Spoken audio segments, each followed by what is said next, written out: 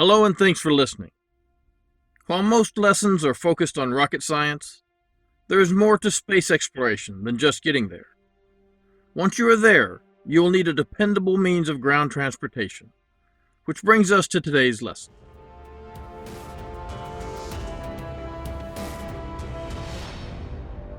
Welcome to the Terran Space Academy, where we help prepare you for a bright future in the space industry.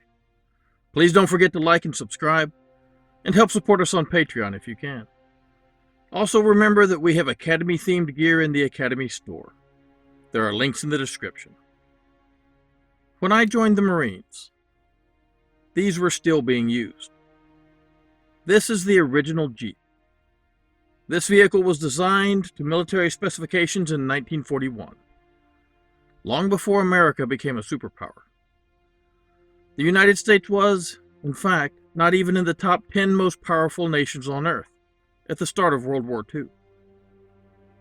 When America joined the effort to defeat the Nazis, long after Europe and Russia had started the battle, they did not have the biggest army or most advanced military equipment. What they did have was an industrial base.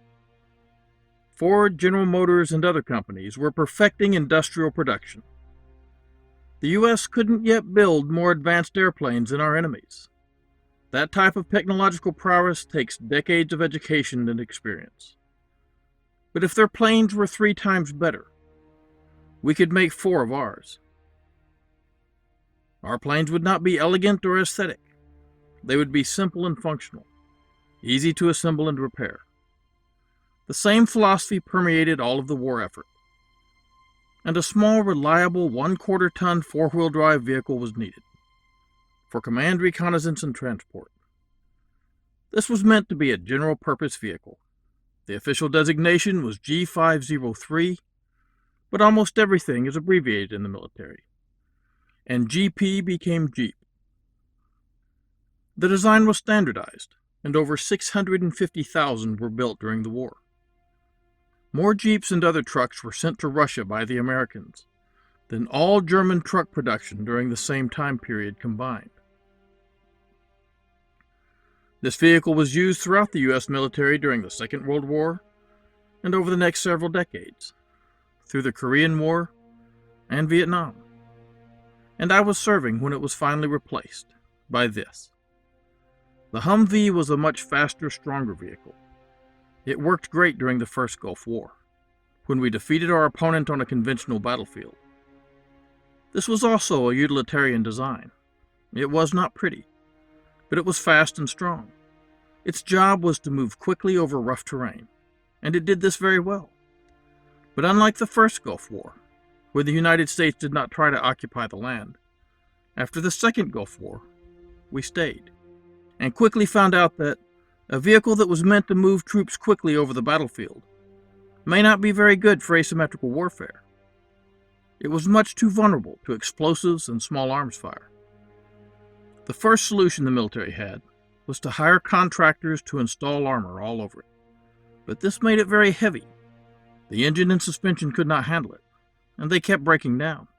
Function was sacrificed to make something do what it was not best designed for.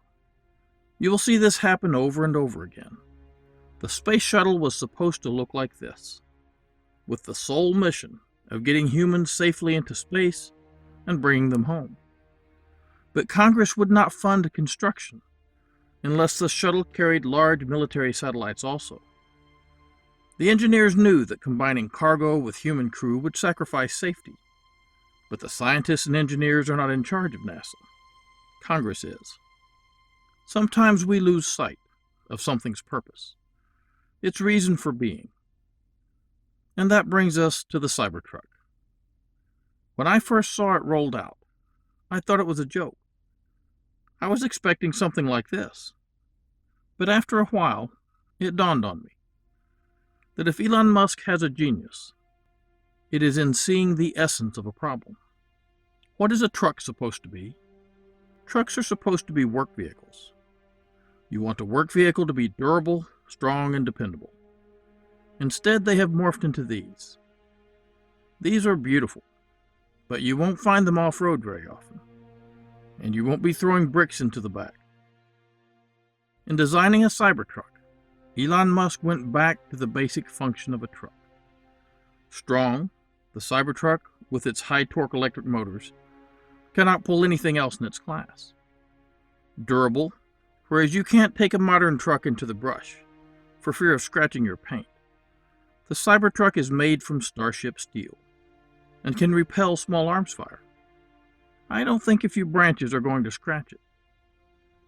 Other trucks may also have powerful engines, but are so weighed down with heavy frames that they have to work hard just to move themselves. The Cybertruck has no frame to speak of. It is more of a unibody construction, where the strength of the vehicle is provided by the structure itself. This is how airplanes are made today. The Cybertruck has such a unique design because when the body is made from thick stainless steel, you don't need a separate frame. The floor of the Cybertruck is an integrated battery pack.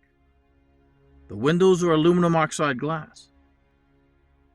When they were testing these windows at the Cybertruck rollout, the Cybertruck glass fractured, but did not fail. This will be important if you are driving in a pressurized cabin on the Moon or Mars. Other trucks have also become so extremely expensive that the average worker could not afford one. A new Ford F-150 will cost you about $60,000. That's two-wheel drive with no extras. The base Cybertruck is listed at $40,000.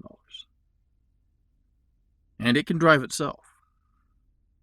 There is a beauty in raw functionality, and something made solely to perform. It has not gone unnoticed that a Cybertruck, with very few modifications, can also drive over the surface of Mars, as easily as that of Earth. Its engine does not need oxygen, and gas stations are not required. The Cybertruck used on Mars and the Moon will probably not look like this. There is no need for aerodynamics on either world. The atmospheric pressure on Earth at sea level is a little more than 1 bar. The pressure on Mars is only about 0.0061 bar, and the Moon's atmosphere is just 0.3 nanopascals. Pretty much a vacuum. The Cybertruck for Earth will be built in Texas, at this new facility outside of Austin. The Cybertruck for Mars and the Moon will have the same powertrain and design concept, but will probably look much different. It will either be a stripped-down open vehicle for suited astronauts to ride in, like the lunar rovers already driven on the Moon, or it will be a mobile habitat with airlocks and attached suits. The reason for this is that you cannot allow Martian or lunar dust into the habitats. Dust on Earth is constantly abraded by wind and water into smooth pebble-like pieces. Dust on Mars undergoes a little of this process, but not enough to keep it from looking like shards of glass. The Moon is even worse. The dust on the Moon looks like barbed shards of metal. It would be hard to design a better abrasive. The Apollo suits almost failed in just the few short days they were on the Moon, from abrasion at the joints. To prevent this, explorers on the Moon and Mars will probably have to install static electricity pads, where an astronaut can stand as a large static charge builds, causing the particles to expel themselves from the suit. Having any of this dust inside a habitat would be deadly. Here's a normal set of lungs. Here's what happens when you breathe sand particles on Earth. This is called silicosis. And here is what happens when you breathe coal dust. This is called anthracosis. Here under the microscope, you can see the trapped dust particles. Humans have breathed shards of crystal before. Asbestos is a naturally occurring mineral made of silica. It forms long, thin crystals.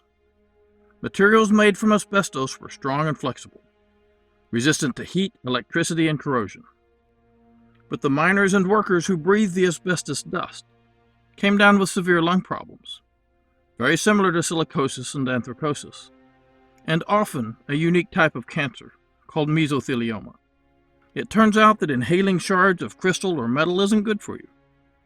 Once inside a sealed vehicle, air filtration units, like the HEPA filters used on some Tesla cars, will be needed to quickly remove any particles from the air. Cybertrucks will need very good seals around the moving parts to resist the abrasive dust penetrating into the motors. Or perhaps they will maintain a slight electrostatic charge to keep particles repelled. Magnetic bearings have been invented and could also be used. These prevent direct contact between moving parts and are used on some modern wind turbines. The Cybertrucks of Mars and the Moon may have very different versions, but they will all owe their heritage to the strangest looking truck on Earth. These should be hitting the roads of America soon, and later the world. I look forward to driving one through the deserts of Texas, and someday, I hope, over the dunes of Mars. Thank you so much for watching at Astra Pro Terra.